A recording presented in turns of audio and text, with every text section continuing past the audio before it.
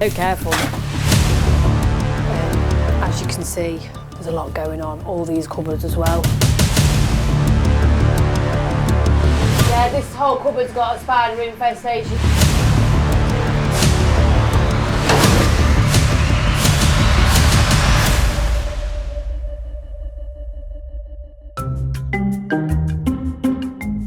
My name is Vicky, I'm a specialist cleaner. We specialise in biohazard, trauma, crime scenes and hoarder houses.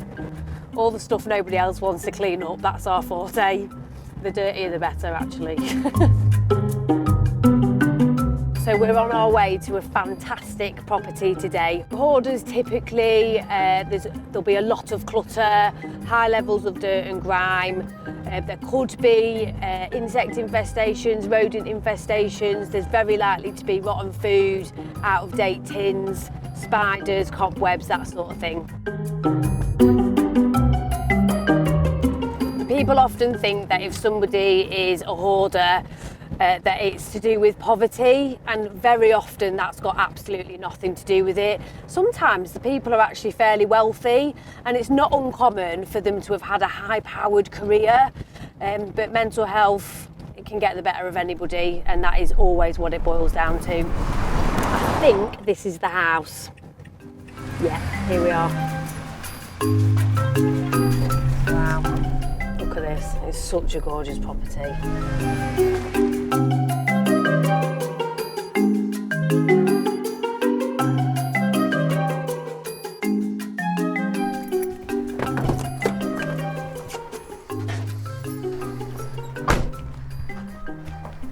So we spoke to the homeowner, he's feeling good, he's ready for us to do the work. Sometimes that's half the battle, trying to get them ready, but I think he's happy that we're here, so yeah, we're ready to go. For Vicky and the team preparing to enter this home today, the main focus isn't on the mess, it's on the owner. Behind most severe hoarding cases is a person coping with anxiety, trauma or loss. And for today to be a success, they need him on side.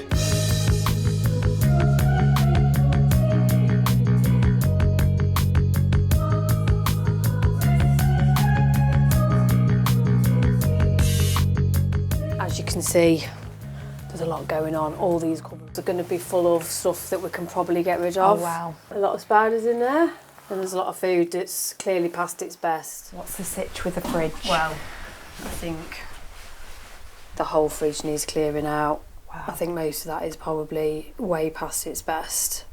So just for example, first thing I've picked up is ham. It says 24th of December, so we're now on October, so that ham is 10 months out of date. I imagine there'll be things in the fridge that are even older, so all of that will go, and we'll give it a really good clean and sanitise. Yeah. Bless him, I'm going to close that because it smells. This is sort of a bit of a pantry, drying room. It's quite dark, and then there's a little toilet here. Let's remove that and assess.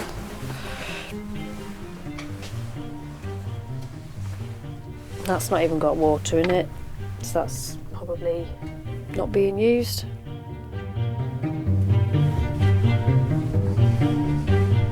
The cooker, what's the situation with the cooker, because it doesn't look safe? No, I agree. When we initially assessed, we did discuss with the gentleman cleaning the cooker for him, but actually I think you're right, I don't think it's going to be safe, so we might need to reassess just getting a new cooker for him. Just giving it a quick clean.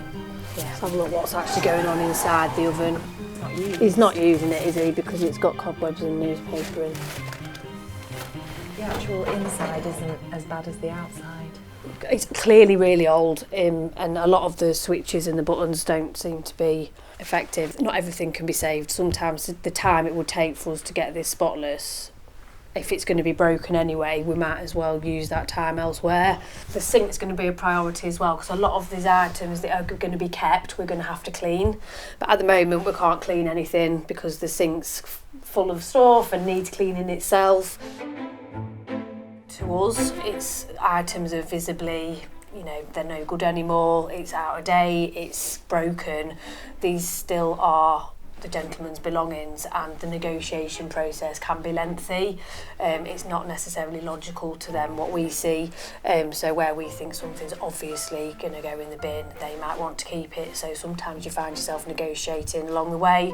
That can be really time consuming, but we have to go through that process so that the people who live here feel like they're in control. We can start to get a little bit of surface area, so we need to clear the surfaces, because then we can start bringing everything out of the cupboards as well, start going through what we need to throw away, what he would like to keep, because as Vicky said, it's quite sensitive and these are his possessions, so we've got to be really careful.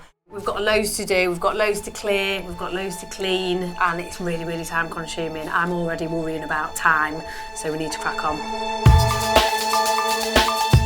The team have allocated 2 days for the clean, so there's no time to waste.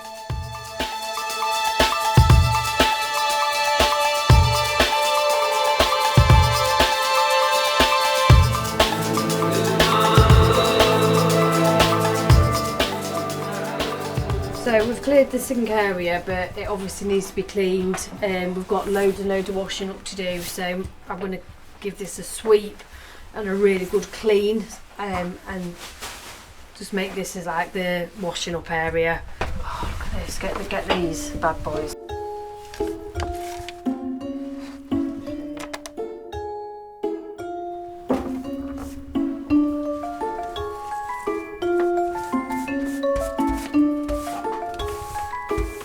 Do you enjoy this type of work? Yeah, I love it. The dirtier the better.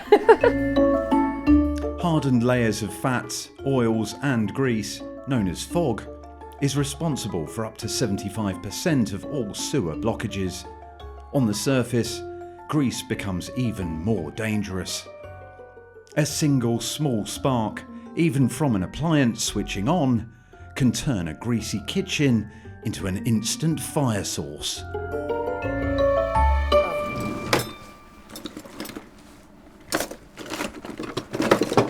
So I'm going to put this mask on while I do the fridge, just because this will help with the smell in there. It'll be extra pongy. So they're not very comfortable, but they are effective. They're worth it.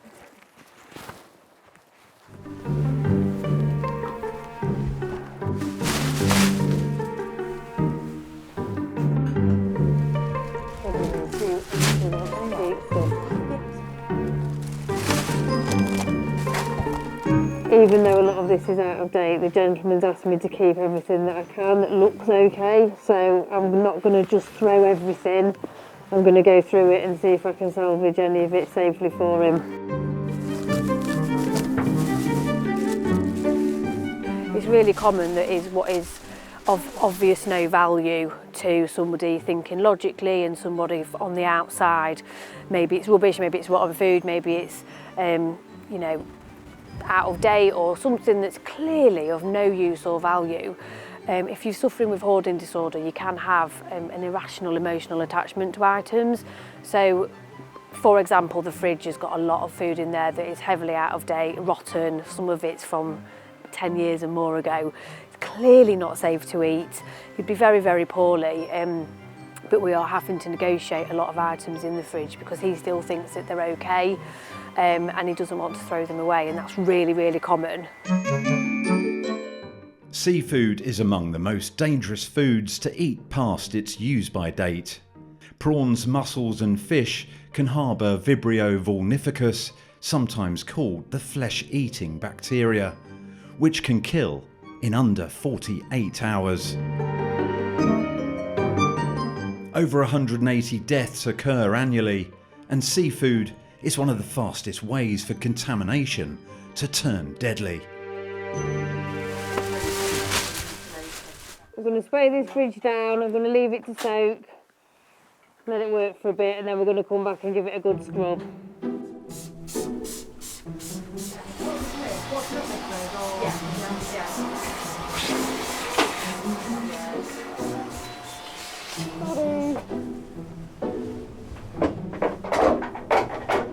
Washed up, to be fair.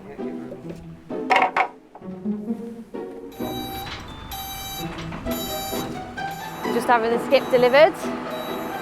So it's always an exciting part of the process.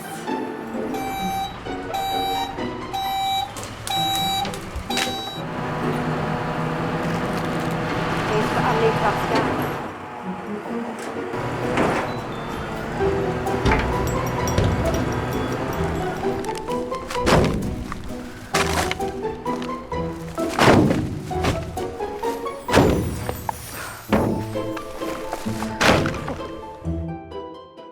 Whilst the team crack on with the kitchen, Vicky goes to explore the other rooms.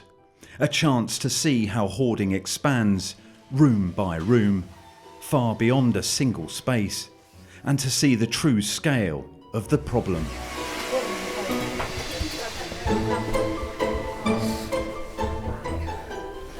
So this is the room next to the kitchen where the gentleman spends a lot of time. As you can see, it's quite cluttered. It's in quite bad condition. I think it needs some obviously repair work doing the ceilings. So the gentleman that lives here doesn't want to be on camera. He's really embarrassed and he's quite overwhelmed by the whole process. He knows that the work needs to be done. He's feeling quite ashamed, so he doesn't want to be on film. I think this room's where he spends quite a lot of his time. There's a lot going on in here. Yeah, this is one of the busier rooms.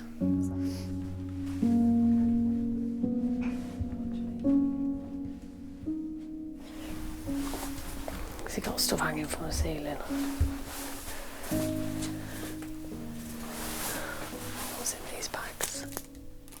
What do you think that is? I don't know, we'll have a look. Probably food. Based on that we're in, yeah, flapjacks. Bless him.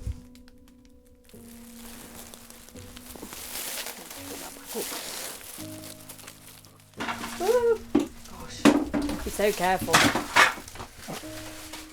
This is half the issue. The hazards, the trip hazards. There we go. I don't know what's in that one. That's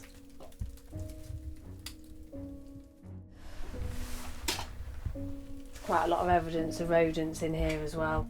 In this area there's quite a lot of mice droppings. Wow.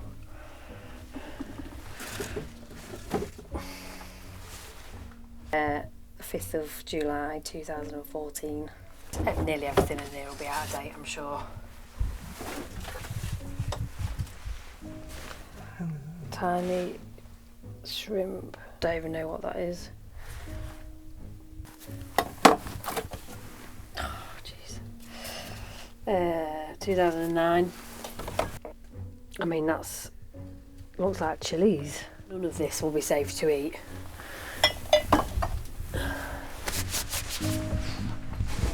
Research shows hoarding disorder may affect as many as 2 to 6% of people in the UK, and the condition was only officially recognised in 2010.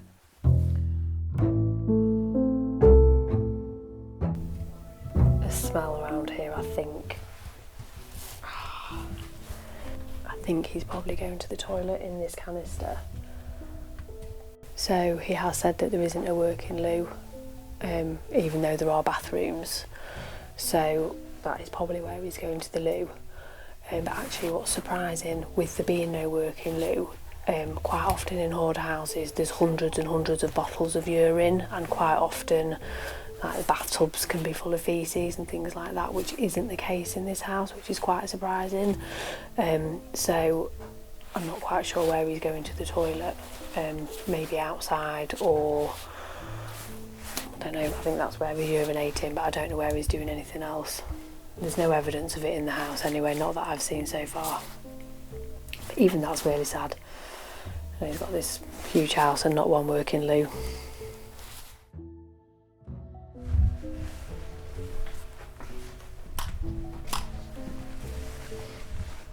So it's actually not too badly hoarded in here. It's a gorgeous room. It needs a good clean up, but there's not, you know, it's livable. There's actually like a dead bee's nest down here, or thousands of dead bees. For someone living with hoarding disorder, the sense of being trapped can be ever present. The clutter closes in, overwhelming every decision, until breaking the cycle feels impossible.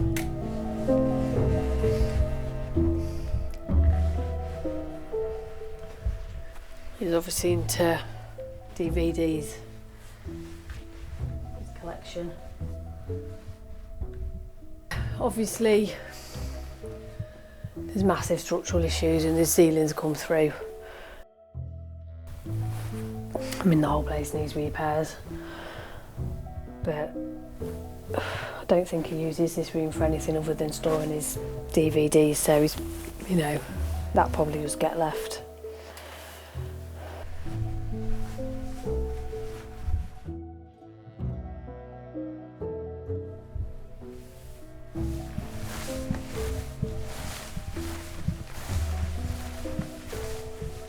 Gorgeous clock. Vicky's been doing this job for 7 years, and it's certainly not for the faint-hearted, especially if you hate creepy crawlies. This whole cupboard's got a spider infestation inside of it. There's loads of spiders and cobwebs. It's like the cupboard hasn't been opened for years. There's a spider on that one. There's so many cobwebs in here, I think there's probably spiders nesting.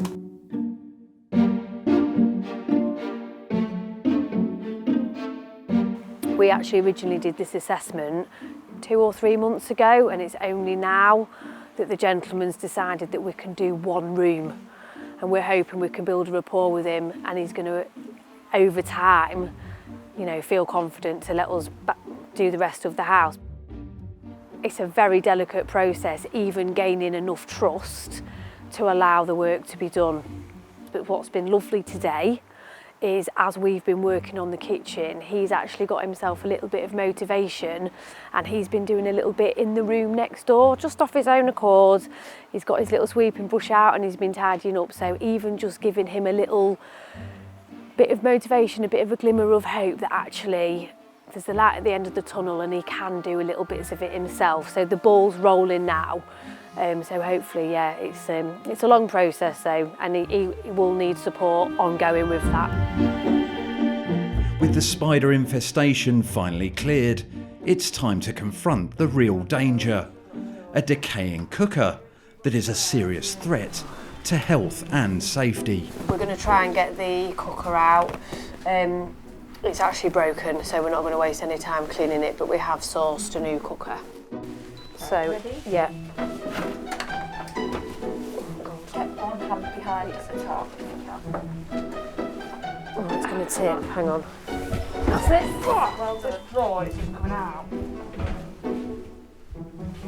What's the crack? That black pipe is nice.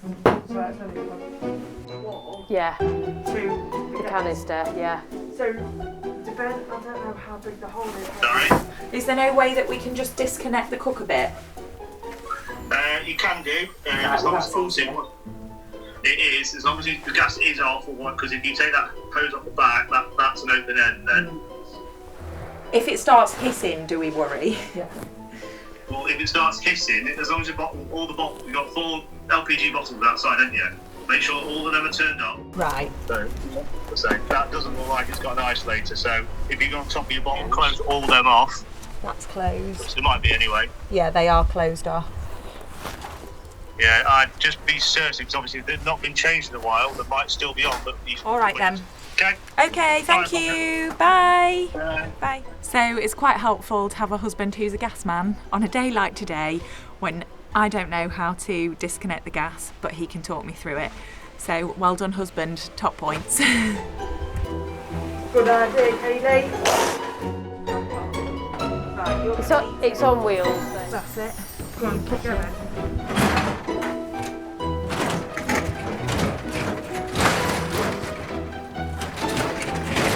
Right, I need to lift it. 1, 2, 3.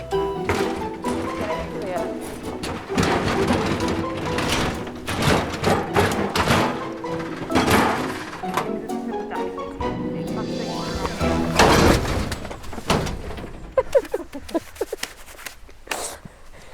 Right. Researchers found 89 foodborne pathogens on ordinary kitchen surfaces, and further studies show nearly half of home worktops carry harmful bacteria like E. coli. Together, they reveal just how easily contamination builds in the average kitchen. Just about to clean the fridge. Probably been soaking now for, 3 hours at least? When it's really, really heavy grime, it just needs that little bit longer to work. So, water's grim already.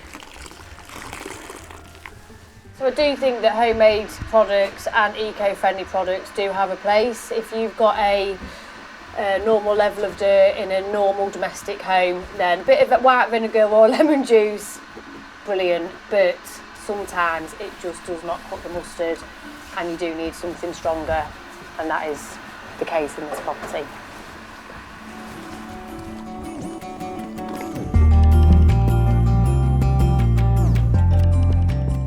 The root causes of hoarding have been linked to mental health conditions like OCD, ADHD, as well as depression.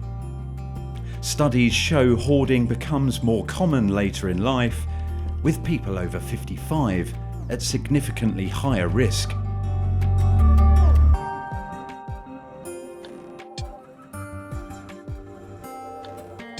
I've scrubbed the fridge, we've obviously put the chemical on, I've scrubbed it, wiped it, scrubbed it again, wiped it again. I'm now just getting some antibac type wipes just to try and get in all these little nooks and crannies is where it's really hard to get a sponge or a cloth into, just so that all the bacteria and all the gunk's out, the gaps and everything. So for something like this fridge is the satisfying, like the before and the after, and because it will come up really, really clean. I just found it so satisfying. I'll be driving home tonight exhausted, but know that I've made a real difference. My fridge at home, not quite as bad as the starting point of this one, but not as clean as this one's going to be by the end of today. This is exciting, the last bit, the best bit. Tell me what you're doing. So we are finishing cleaning the floor. I am putting some washing up liquid and boiling hot water down and giving it a good scrub. It's gone really, really well. There was a lot of work to do. I did have to call in reinforcements because we needed an extra pair of hands. But it's a complete transformation. The kitchen is clean, it's safe and it's livable, and more importantly it's a safe working area so that the gentleman can make himself a meal without putting his health at risk. The ceremonial cleaning of the floor, so good. Sometimes you are met with a bit of hostility. And sometimes you think, is it a bit of a thankless task? We're invading this person's space, they don't want us here. But usually by the end of the job, obviously we can see the difference, but the person can see the difference as well. And normally by the end, they're really happy, and it just does give them a little bit of hope and a little bit of light at the end of the tunnel. So yeah, we get amazing job satisfaction from it.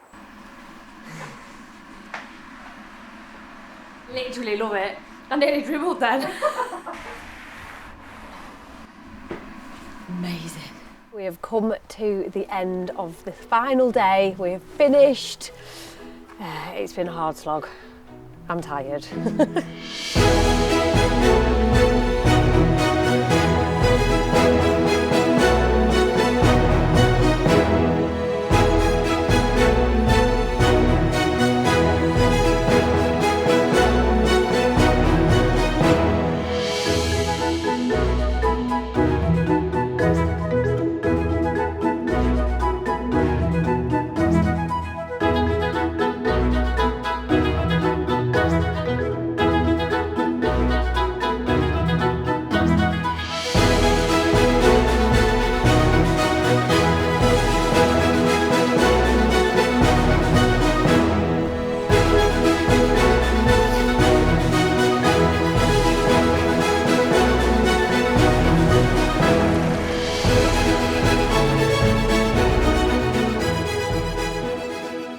going to go home and have a hot shower, wash the last couple of days away, and then, yeah, on to the next job.